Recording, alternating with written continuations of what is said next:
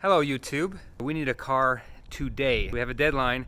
If we don't get the car today, then we'll lose out on about $200 worth of earnings for a trip that we have coming up. And I'll show you how we pick our cars and why we pick them and why some of the nicer cars that we look at we don't actually get, even if they're a great deal. Let's see, try it again. Go.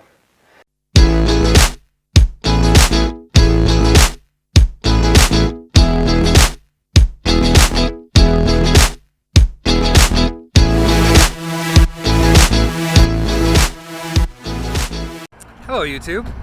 So the number one question I get is, how do I buy cars for so cheap? And the answer is, I look a long time.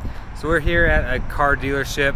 We have a street in our city that has a bunch of used car dealerships called Alameda Street. There's 1,000 of them on the same street, very long street. And this is the first one we stopped at. This is one of the ones we're looking at right now with 120,000 miles. I've recently been repainted. The price for their asking is $4,900. Which is a little bit more than we've been paying, but it's newer. It's 2013 than we normally been getting. So I'll show you kind of what we're thinking about with that. And today we're gonna buy a car. So let's take a look and see what we find. See if this bad boy becomes our new baby. So the first thing we did was take it for a test drive. When we took it for a test drive, it was fine. I mean, it's a small car, so it's gutless, but it's good. Inside you can see there's little cosmetic defects with this. On the other side as well, and you can see it's been repainted. You can see a little bit of the overspray here, even on the steering wheel itself. You can see the little white dots there. The car runs fine. You see when you get these cheap cars, it's for a reason. So you got cosmetic blemishes here. You know, another one on the handle there. None of that really prevents somebody from renting your car and leaving it good as long as it's clean. So that doesn't bother me at all. And then the tire pressure lights were on. The tires look like they might be a little bit low, but something we definitely want to look at. It does have its jack and everything, so something to look at. And then you can see this tint, just a crappy tint job. Same thing over here, just a really crappy tint, but it's okay because our car guy knows a guy that can get it done for cheap. The other thing is, when we took it for a drive, we came back, my wife noticed that this flap, the back side of the bumper, was open, and you can see how it actually rubbed on our car ride right there. So she looked at that, I looked at it, and then as we looked at it, the bumper part right here came off. It's not a hard fix, but it could be a sign of something else. So we'll ask about that as well. Alright, so here's the next vehicle we came here to look at.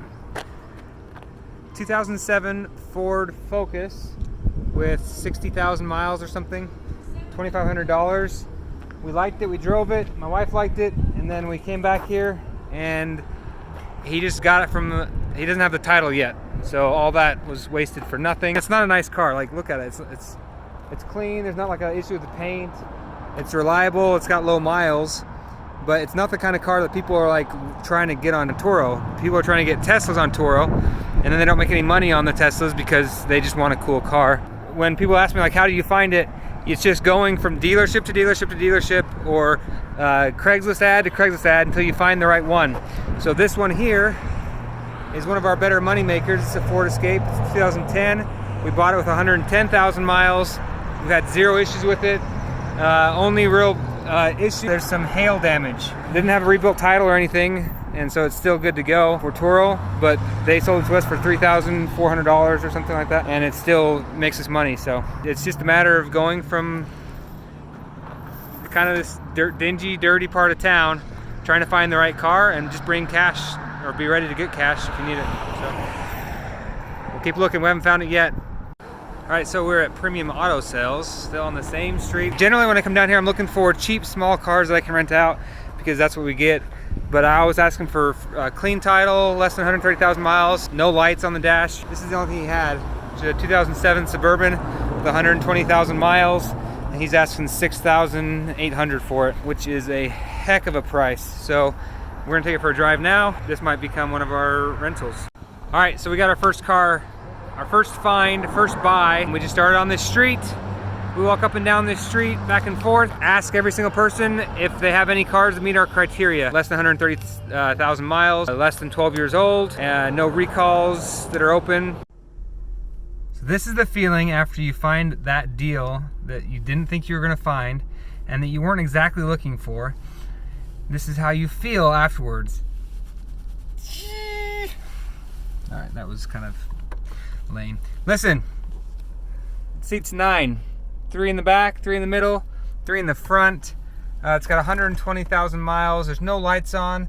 Runs great. Everything works on it. It's perfect. It's great. It's exactly what I wanted. Talked them down from 6.9 to 6.5, which is about what we wanted. Just paid cash for it, and now it's mine. Now we're gonna go get it detailed. When I say get it detailed, I mean I'm gonna go get my kids and we're gonna clean it, and my son's gonna help me wash it real good, and then we'll take some pictures of it and it'll be listed by the end of the day. Questions people have: can you list it until you have the permanent license plate? And the answer is yes. There's nothing in Turo's terms of service that prevents you from listing a car the same day that you have it. This one is a 2007, which means it's the last year that it can be on Turo until next year, so it will be grandfathered in. We weren't really looking for this age, but because it's a 2007 and it was such a great price with so low miles for what it is, you look at what a Suburban costs normally. This exact VIN, when I looked at it on Kelly Blue Book, was $13,500. I got it for $6,500, so we'll find out. Time will tell if it's a great deal, but honestly, it would have to be a real stinker for it to not work out. Super excited about it. That's how you find cars. Literally just start from one dealership, go and you ask them what they have. And the places you're looking for, that I'm looking for them at, are not the most reputable places. If it says a Toyota dealership, I'm not getting my cars from there ever, ever, ever, ever. I'm finding the ones that are going to the auctions and they have a sister or a cousin who traded this in and they got this over here and they're just trying to sell it. I got a heck of a deal on this one. That's how we do it. And we're gonna do another one. We already have 2 more lined up as well, so those videos are coming shortly. We'll get this one listed up and then we'll trade the whoever's gonna drive this. We'll see if they want to upgrade to a Suburban. Maybe they don't, and if we have to lose that rental, we do, but otherwise we'll put them in this Suburban and that'll go to start paying off this car. So